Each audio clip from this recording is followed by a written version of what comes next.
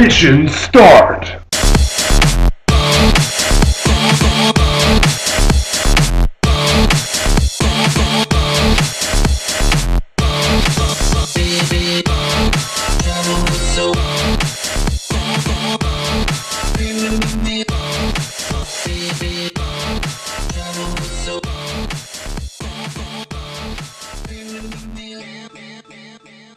This is Kyle. And it's Denzel. And today we have for you psx for iPhone. Asked for by Johnson15. One of our subscribers. One of our very few subscribers. Yeah, we're working on that. And it's an exclusive group.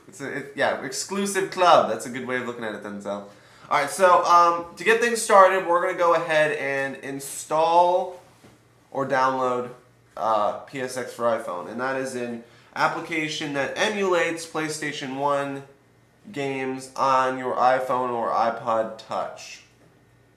So for the purposes of this video, so we have very little load time, I'm going to use Icy, but the same thing applies with Cydia. And if you have any issues with Cydia or do not understand how to use it, we have some how-to Cydia videos up, and if you'd like us to continue those, go ahead and request it. But Kyle, isn't psx for iPhone recommended for 3GS iPhones? Yeah, the problem with the psx for iPhone currently is that, let's see if I can type this in here and talk at the same time. It runs like crap? It runs like crap, and what means is that with all emulators, you basically have to, yeah, see, you can see in the description, works great on 3GS.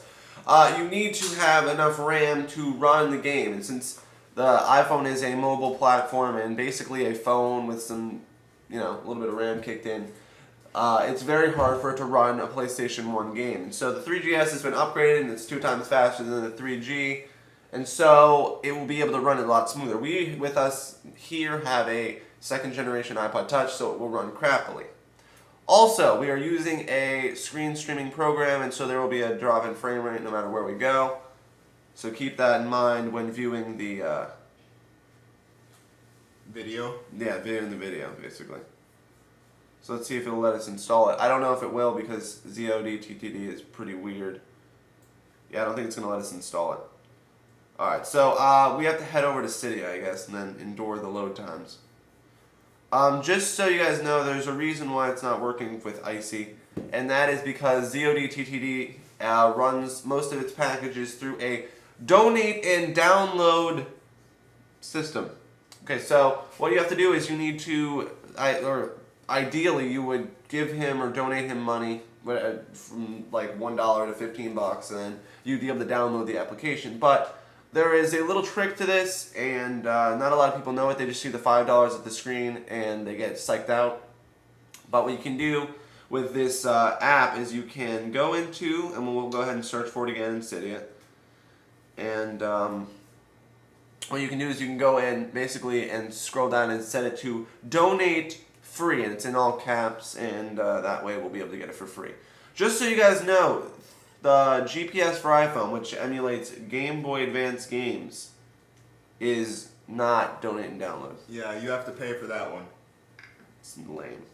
So there it is, psx for iPhone, and in Cydia you'll see you found a very special Cydia item. It's a donate and download package, yay! So what you do is you see that $5 right there, you go ahead and click the arrow next to it, and you see all these prices. You scroll down, you see free, you click that, make sure the check is next to it, click done. And then, do not go to install, make sure you click the donate and download button. What will happen is it will load for a bit, and then you'll get this bar up there, and it will say success, and then you can go back and install. And so, after a quick respring, we will meet you back at the springboard for step 2. Alright guys, we're back after a respring, and there is our psx for iPhone icon down there in the bottom left, right there. So what we're going to do is we're going to go ahead and open that up, and it should at the top tell us what directory to put our ROMs into. And so we have var mobile media ROMs psx. And so what this means is in our SFTP client, which you can see to the left of the iPhone, we have to navigate to that the directory. So we're going to go ahead and do that. So we're going to go to var mobile media ROMs psx. And if you have other emulators, they will show up here. But right now, all we have installed is psx for iPhone, so we can click the psx. Kyle, does this only work for Mac? Oh, no. This also works for Windows. There's tons of videos out there, and if you'd like us to do one, we can. But there's tons, there's a different way of doing it on Mac than there is on PC. So Mac, you use CyberDuck, or you can use Yummy FTP, or there's other programs. And on Windows, you can use WinSCP. And so... So what are you using here, CyberDuck? Yeah, we're using CyberDuck, which is free, and they update it constantly, and it's really good, and it's secure, and it's everything. It's good. I like it. So what we're going to do is, it says in a text document, we're not going to open it up because it's just the name, it says please psx bios bin here.txt. And so what we need to do is take this BIOS bin, I have it in my desktop already because I'm prepared, always prepared, and I have a download link for it in the description. It's the one that has like a dragon weird thing in the title, and you're going to download up scph1001.bin, and it's going to come in a bin file, and you're just going to go ahead and drag it in there, and the transfer thing should take care of it.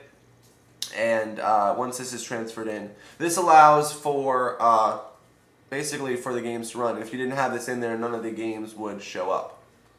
And so now that that's taken care of, we can go on to the next part, which will be finding ROMs. And something to keep in mind is that there are tons of ROM sites out there, but I have found one where all of the ROMs are in one part, and I'll show you that in a minute. We're over at our browser, and we're going to go to a website called Zofar's ROMs. It's over in the description.